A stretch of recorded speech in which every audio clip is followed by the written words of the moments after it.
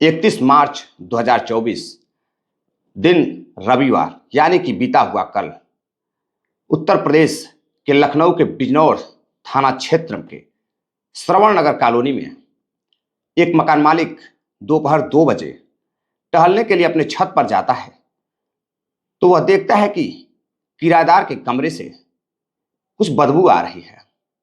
अब बदबू इस कदर आ रही थी कि वह बर्दाश्त नहीं कर पा रहा था। अब वह परेशान होता है, परेशान होकर कमरे के बाहर ताला लगा हुआ था। वह किराएदार को फोन करता है तो फोन लगता नहीं है। अब वो अंदर झांकने की दरवाजे से कोशिश करता है लेकिन कुछ भी पता नहीं चलता। अब वह परेशान होकर घर के पीछे थोड़ी सी जगह रहती है, वहां जाकर किसी तरह वह खिड़कियों से झांकने की कोशिश करता है तो वह देखता है कि कमरे में एक महिला की लाश पड़ी हुई है। और जैसे ही वह महिला की लाश को देखता है वह सन्न रह जाता है। किसी तरह से गिरते पड़ते वह दौड़ते हुए, हांफते हुए नीचे दौड़ते हुए आता है और नीचे कुछ लोग रहते हैं, उन्हें बताता है कि उनके कमरे में ऊपर दूसरी मंजिल पर किराएदार के बीवी की लाश पड़ी हुई है। अब जैसे ही लोग सुनते हैं, दौड़कर जाते हैं तो देखते हैं बाहर से ताला बंद है। वो कुछ कर नहीं पा रहे थे। खिड़कियों से लोग झांक कर देखते तो वाकई में अंदर एक महिला की लाश पड़ी हुई थी। लाश को देखने से ऐसा लग रहा था कि करीब 2-3 दिन हो चुके हैं। अब बेड के नीचे लाश पड़ी हुई थी और इधर मकान मालिक फौरन ही पुलिस को फोन करते हैं। मौका वारदात पर पुलिस भी पहुंचती है अपनी टीम के साथ। तो वह जाकर खिड़कियों से देखती है कि अंदर एक लाश पड़ी हुई है। अब दरवाजे के बाहर ताला बंद था। पुलिस ताला तोड़ती है और ताला तोड़कर जब अंदर घुसती है तो बदबू इस कदर आ रही थी कि पुलिस वाले भी बर्दाश्त नहीं कर पा रहे थे। किसी तरह मास्क लगाकर पुलिस वाले बॉडी को बाहर निकालते हैं और आसपास बिखरे हुए सामान को और कुछ ऐसी चीजें पड़ी हुई थी सबूत के तौर पर उसे इकट्ठा करते हैं। तभी एक पुलिस वाले की नजर कोने में रखे एक बोरे में पड़ती है। अब पुलिस वाला बोरे के पास जाकर देखता है तो वह बोरे को देखते ही गिर जाता है। उसे सदमा लग जाता है, उसे चक्कर आने लगता है। दरअसल यह तस्वीर देखकर एक और पुलिस वाला जब अपने साथी को गिरते हुए देखता है तो वहां पहुंचता है और बोरे में झांक कर देखता है तो वह भी हैरान रह जाता है। बोरे में एक 6 वर्ष की लड़की और 3 वर्ष के लड़के की लाश पड़ी हुई थी। अब पुलिस यह सब चीजें देखकर हैरान थी। मकान मालिक भी जब अभी तक मकान मालिक अनजान था, उसको सिर्फ एक महिला का शव दिखाई दे रहा था। लेकिन जब उसे पता चलता है कि उसके घर में 3-3 कत्ल हुए हैं, मकान मालिक की किराएदार जो रहती है उसका और उसके दोनों बच्चों का कत्ल हो चुका है। अब मकान मालिक बेहोश होकर गिर जाता है। लोग उसे उठाकर हॉस्पिटल ले जाते हैं। पुलिस दोनों बच्चों और लड़की की शव को लेकर पोस्टमार्टम के लिए भेजती है। जांच पड़ताल में जुटती है तो जांच पड़ताल में उसके पति को फोन किया जाता है। पति एक शोहरा मऊ साइट पर काम कर रहा था। वह जैसे ही सुनता है कि उनके बच्चे और पत्नी का कत्ल हो गया है, वह दौड़ता हुआ आता है, रोने लगता है, चीखने लगता है, चिल्लाने लगता है। लेकिन पुलिस जब उससे जांच पड़ताल करती है तो वह टूट जाता है और एक ऐसी हकीकत बताता है कि जो लोग घटना की हकीकत जानने का इंतजार कर रहे थे, वह घटना की हकीकत जानने के बाद सन्न रह जाते हैं। उनके पैरों तले जमीन खिसक जाती है। नमस्कार, प्रणाम। मैं आपका अपना विशु राय हाजिर हुई एक ऐसी कहानी के साथ जो बेहद ही शर्मसार कर देने वाली है, बेहद ही हैरान कर देने वाली है। मैं बात कर रहा हूं उत्तर प्रदेश के बलरामपुर के रहने वाले एक क्षेत्र रतनपुर निवासी रामलगन गौतम की। रामलगन गौतम 2014 में मुंबई कमाने के लिए जाता है। उसके घर की जो हालत रहती है वो बेहद ही खस्ता रहती है। उसकी बहन की शादी भी करनी थी, इस वजह से वह मुंबई कमाने के लिए जाता है। मुंबई जाकर एक जगह पड़ती है, वहीं वह कमरा लेता है। कमता नगर इलाका एक रहता है, वहीं पर वह कमरा लेता है। कमरा लेने के बाद एक कंपनी में वह काम करने लगता है। एक दिन कंपनी से जब वह अपने कमरे पर आता है तो देखता है कि बगल वाले मकान में एक बेहद ही खूबसूरत लड़की, जिसकी उम्र महज 22 से 23 साल रहती है, रेड कलर के कपड़ा पहने हुए वो अपने घर के अंदर जा रही है, किसी से फोन पर बातें कर रही है। अब रुककर गौतम उसे देखने लगता है। अब लड़की अंदर चली जाती है तो गौतम फिर अंदर आ जाता है। फिर अगले दिन गौतम काम पर जाता है। काम से आता है तो एक दुकान के पास कुछ सामान ले रहा था। तभी वह लड़की, जिसका नाम ज्योति रहता है, ज्योति वहां पहुंचती है और कुछ सामान लेती है। सामान लेते हुए दोनों की कुछ बातचीत होती है। बातचीत होने के बाद अब गौतम अपने कमरे पर चला जाता है। इसी तरह 2-3 दिन वह कंपनी में काम करने के लिए जाता है और जब कमरे पर आता है तो कभी ना कभी वह लड़की दिखाई दे रही थी, जो कि बहुत खूबसूरत थी। अब जो लड़का रहता है राम लगन गौतम, उसका दिल ज्योति पर आ जाता है। अब वो ज्योति को चाहने लगता है। अब उसके एक दीदार के लिए वह कंपनी में काम करना छोड़ घर के बाहर दिनों रात बैठकर उस लड़की के आने का इंतजार करता। एक दिन लड़की जब एक कैब बुक करती है और उससे कहीं घूमने के लिए जाती है, तो गौतम भी एक कैब बुलाता है और उससे उसके पीछे पीछे जाता है। लेकिन लड़की कहीं और निकल जाती है और यह पीछा नहीं कर पाता है। अब अगले दिन फिर वह उसी दुकान पर बैठकर लड़की का इंतजार कर रहा था। तभी लड़की आती है और कुछ काम करती है, वहां पर कुछ सामान लेती है। सामान लेते हुए वह दुकानदार से कहती है कि उसके घर का फैन खराब हो गया है, कोई मैकेनिक होगा तो उसे बुला लीजिएगा। तभी गौतम कहता है कि मैडम, मैं भी एक अच्छा मैकेनिक हूं, बताइए क्या समस्या है, मैं आपका काम कर सकता हूं। अब लड़की खुश होती है। वह देखती है कि बेहद ही हैंडसम लड़का सामने खड़ा था। गौतम मुस्कुराकर बोलती है, ठीक है, मेरे साथ आइए, मेरे कमरे का जो फैन है वो चल नहीं रहा है। गौतम जाता है लड़की के साथ, जाकर उसके फैन को सही करता है और फिर पीने के लिए एक गिलास पानी मांगता है। पानी के बहाने वह लड़की से कुछ देर बात करता है। अब धीरे धीरे दोनों की दोस्ती हो जाती है। लड़की के घर में उसके माता पिता रहते थे, जो कि बुजुर्ग थे। अब बातचीत करते करते उनके माता पिता से भी बातचीत करता है। अब ऐसा व्यवहार बना लेता है कि उसके घर भी आने जाने लगता है। अब धीरे धीरे लड़की ज्योति से दोस्ती हो जाती है और ज्योति से जब दोस्ती हो जाती है तो अब फिर कंपनी में काम ज्वाइन कर लेता है, काम करने लगता है। इस बीच कई बार वह लड़की से रुक रुक कर रास्ते में बातें भी करता। अब धीरे धीरे दोस्ती इस कदर बढ़ जाती है कि वह ज्योति का नंबर ले लेता है और नंबर लेकर उसे फोन पर बातें करने लगता है। अब बात करते करते ज्योति को एक दिन वह प्रपोज कर देता है। ज्योति को बताता है कि वह उसे बेहद पसंद करता है और उसे वह मोहब्बत करने लगा है। अब ज्योति मुस्कुराते हुए उस लड़के से पूछती है कि तुम क्या करते हो। गौतम बताता है कि वह एक कंपनी में मैनेजर का काम करता है और वह काफी अच्छा खासा पैसा कमा लेता है। अब ज्योति भी उससे बातचीत करने लगती है। धीरे धीरे उससे अपना दिल दे बैठती है। अब जब ज्योति गौतम को दिल दे बैठती है तो गौतम बेहद खुश हो जाता है। अब वह उस लड़की से बातचीत करने लगता है। धीरे धीरे जो भी पेमेंट उसकी मिलती उससे वह ज्योति को घुमाने के लिए मुंबई शहर ले जाता, कभी जुहू बीच ले जाता। हर मुंबई के उन गलियों में वह ज्योति के साथ घूमने लगता। अब इस बीच प्यार इस कदर बढ़ जाता है कि वह ज्योति से शादी करने के लिए तैयार हो जाता है और ज्योति से वह एक दिन मंदिर में जाकर शादी कर लेता है।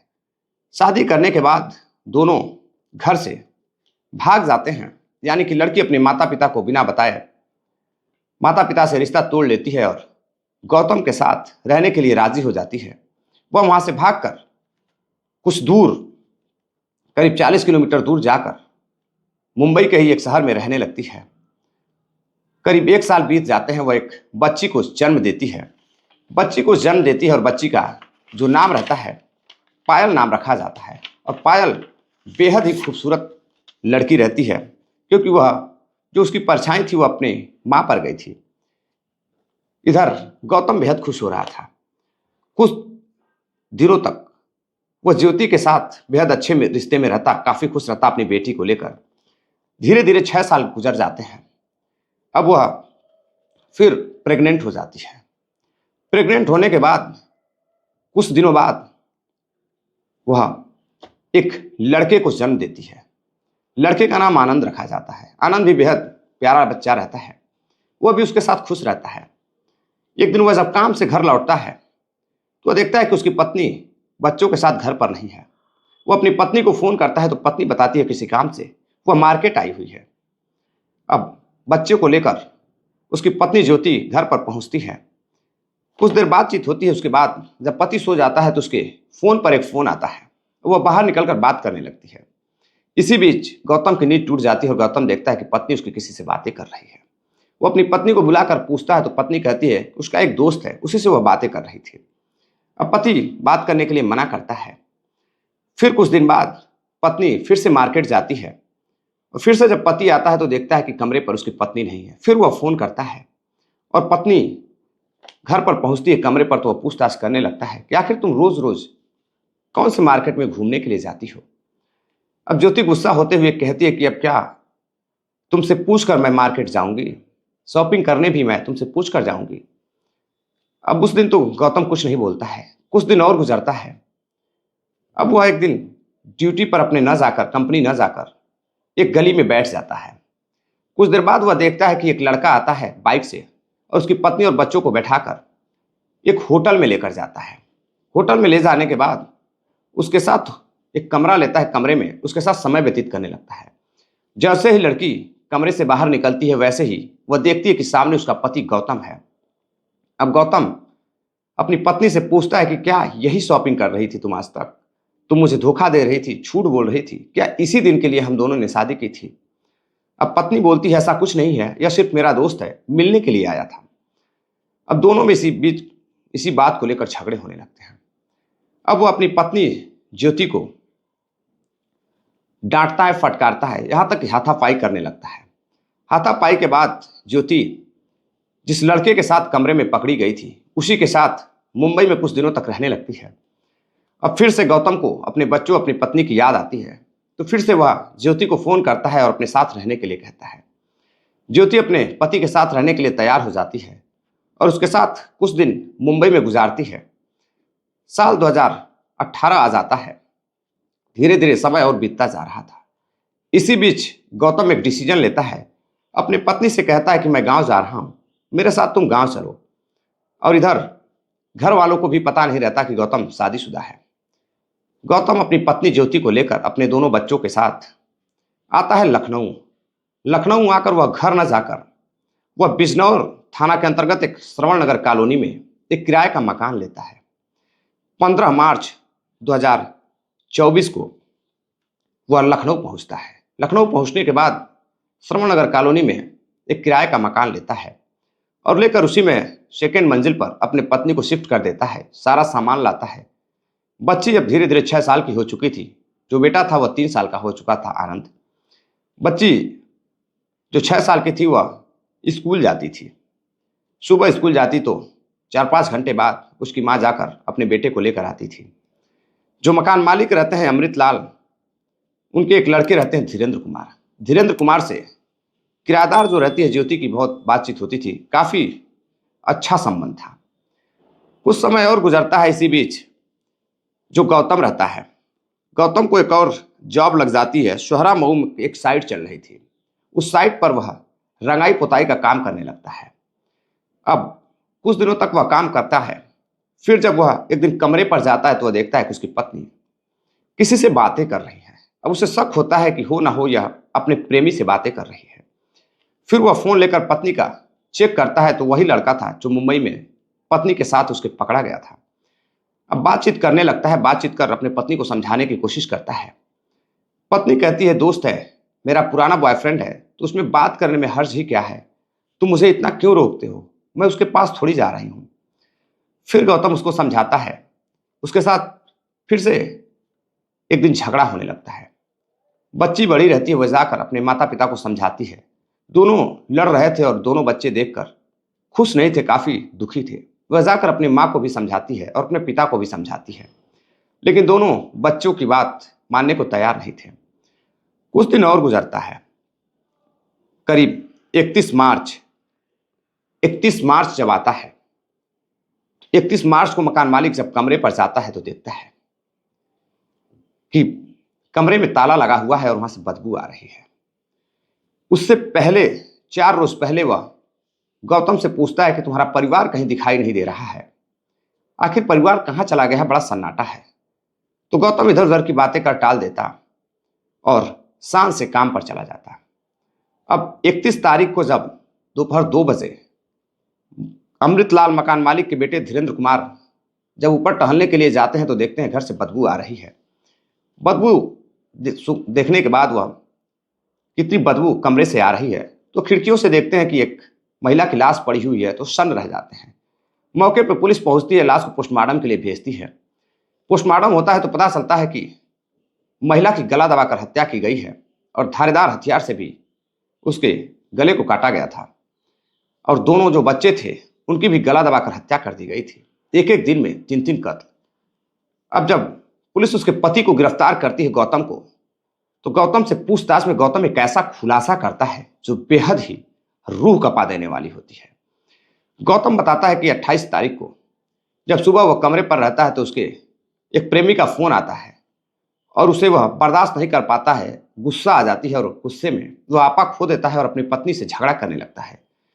झगड़ा करने लगता है तो उसकी पत्नी उसे कुछ बोलती है। इसी बीच वह अपने पत्नी का गला दबा देता है और उसकी मौत हो जाती है। और जैसे ही वह बेड पर गिरती है, दोनों बच्चे सो रहे थे। जो बड़ी लड़की रहती है वह नींद से जागती है और देखती है कि पिता उसकी माँ को मार रहे हैं। वह चिल्लाती है और कहती है, पापा ये क्या कर रहे हो। जैसे ही गौतम देखता है कि उसकी बेटी देख रही है अपने माँ को मारते हुए, वह फौरन ही उस बेटी का भी गला दबा देता है और उसकी भी हत्या कर देता है। वैसे ही छोटा बेटा भी उठ जाता है और वह भी चिल्लाने लगता है। तो गौतम अपने छोटे बेटे आनंद की भी गला दबाकर हत्या कर देता है और दोनों की बॉडी को, बच्चों की, वो एक प्लास्टिक बोरी में डालकर कोने में डाल देता है और फिर शान से काम पर चला जाता है। जैसे ही 29 तारीख आती है, 29 तारीख को सुबह जब वो काम पर जाता है खा पीकर उसी कमरे में जिसमें 3-3 लाशें पड़ी थी, मकान मालिक अमृतलाल पूछते हैं कि भाई आजकल तुम्हारे बच्चे दिखाई नहीं दे रहे हैं, कहाँ हैं। तो बताता है कि बच्चे कहीं बाहर गए हुए हैं, बहुत जल्द आ जाएंगे।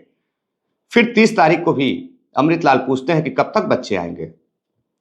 अब गौतम कुछ जवाब नहीं देता है, इधर उधर की बातें कर मुस्कुराता हुआ शान से काम पर चला जाता है। अब जिस साइड पर काम चल रहा था वहां उसका मन नहीं लग रहा था। वह बैठकर लाश को ठिकाने लगाने का सिस्टम बना रहा था। अब तरह तरह की तरकीबें सोच रहा था कि आखिर कैसे इस लाश को, अपनी पत्नी और बच्चों की लाश को ठिकाने लगाया जाए ताकि पुलिस को कोई भी शक ना हो। दरअसल ज्योति के आगे पीछे कोई नहीं था, क्योंकि उसका रिश्ता उसके माँ बाप से जिस दिन वह घर छोड़कर भागी थी उसी दिन खत्म हो गया था। किसी से बातचीत नहीं होती थी। इसी का वह फायदा उठाना चाहता था और अपनी पत्नी और दोनों बच्चों का कत्ल कर दिया। 31 तारीख को भी वह सुबह शाम से काम पर जाता है। मकान मालिक जब देखते हैं लाश तो पुलिस को बताते हैं और पुलिस जब पूछताछ करती है कि आखिर 3 दिनों तक तुमने इस लाश के साथ क्या किया। गौतम बताता है कि 3 दिनों तक मैं खाना बनाता था और खाना खाने के बाद उन्हीं बच्चों और अपनी बीवी के साथ सोता था। यानी कि 28 तारीख को कत्ल होता है और 31 तारीख को खुलासा होता है। यानी कि 3 से 4 दिनों तक वह उसी लाशों के बीच में सोता रहा। पुलिस पूछती है कि क्या तुम्हें डर नहीं लगता था, तुम्हें तुम्हारे किए पर शर्मिंदगी नहीं है। वह बताता है, नहीं, मैं अपने किए पर बिल्कुल शर्मिंदा नहीं हूँ, बल्कि मैं खुश हूँ। मैं एक ऐसी झंझट से छुटकारा पाया हूँ कि मैं क्या बताऊँ। पुलिस पूछती है कि ठीक है, तुम्हारी बीवी का नाजायज संबंध था, तुमने अपनी बीवी का कत्ल किया, तुमने तो मासूम बच्चों का कत्ल क्यों किया। तो गौतम बताता है कि मुझे शक था कि वह दोनों बच्चे मेरे नहीं हैं बल्कि उसके प्रेमी के हैं, इसलिए उसके साथ साथ मैंने दोनों बच्चों का भी कत्ल कर दिया। अब पुलिस और मकान मालिक और जो भी इस घटना को सुनता वह सुनकर सन्न रह जाता, हैरान रह जाता कि एक पिता नाजायज शक में, इस शक में कि वह बेटे भी दोनों उसके नहीं हैं, एक अपनी पत्नी जिसको वह बेहद प्रेम करता था उसके साथ साथ 2 मासूम बच्चों का भी कत्ल कर देता है और उसके हाथ तक नहीं कांपते हैं। पुलिस उसे गिरफ्तार करती है, गिरफ्तार कर कई धाराओं में उसे जेल भेज देती है। अब लखनऊ में, बिजनौर में जो भी इस घटना को मीडिया के माध्यम से, सोशल मीडिया के माध्यम से, न्यूज़ के माध्यम से सुनता, वह हैरान था। उसे यकीन नहीं हो रहा था कि आखिर एक लड़का अपने ही बच्चों के साथ, अपनी ही पत्नी के साथ ऐसी दरिंदगी कैसे कर सकता है। दरअसल साथियों, इस कहानी को सुनाने का उद्देश्य आपको जागरूक करना है, सावधान करना है, किसी को हैरान करना या परेशान करना नहीं है। गौतम अपनी पत्नी और अपने बच्चों का कत्ल कर जेल चला जाता है। शायद कोर्ट उसे उम्र कैद दे, फांसी की सजा दे, लेकिन क्या इससे उसके मासूम बच्चों और उसकी पत्नी के साथ न्याय हो पाएगा? क्या जेल जाना, उम्र कैद ही सिर्फ न्याय है? इस कहानी पर आपकी राय क्या है? उसे क्या सजा मिलनी चाहिए? साथियों, आप कमेंट कर जरूर बताइएगा। चलते चलते कुछ साथियों ने कमेंट किया है जिनके नाम हैं उमेश कुमार हैं, सोहन लाल सेठिया जी हैं बीवर राजस्थान से, दाऊद खान हैं और उनके साथी हैं नवाजिश। दाऊद खान और नवाजिश भाई जोधपुर से हमारी कहानी को सुनते हैं। शुभम है लखनऊ से। शुभम जी, आज आपके क्षेत्र की कहानी है, कमेंट कर जरूर बताइएगा। जगराम जी हैं दिल्ली से, हिमांशु है प्रयागराज से, डॉक्टर ए के अग्निहोत्री जी हैं प्रयागराज से। तो दोस्तों, इजाजत दीजिए, मिलते हैं एक और नई कहानी के साथ। तब तक के लिए जय हिंद, नमस्कार।